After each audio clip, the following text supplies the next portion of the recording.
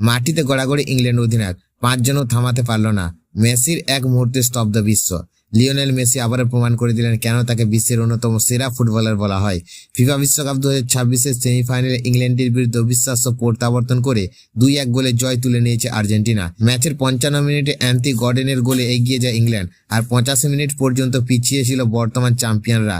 কিন্তু এরপরই ম্যাচের মোড় ঘুরিয়ে দেন মেসি। 85 মিনিটে মেসির নিখুঁত পাস থেকে দূরপাল্লা দুর্দান্ত শটে সমতায় ফেরা এনার্জো ফার্নান্ডেজ। এরপর ইনজুরি টাইমে আবারও মেসির অসাধারণ ক্রস থেকে হেড জয়সূচক গোল করেন লাউতারো মার্টিনেজ।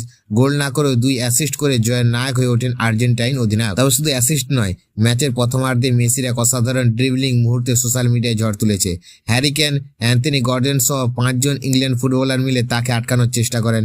সেই সময় হ্যারি কেন ভারসাম্য হারিয়ে মাটিতে পড়ে যান, আর শেষ পর্যন্ত ফাউল করে মেসিকে থামাতে হয় ইংল্যান্ডকে।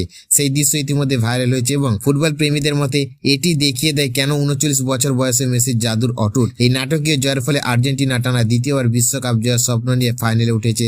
এবার তাদের সামনে শক্তিশালী স্পেন।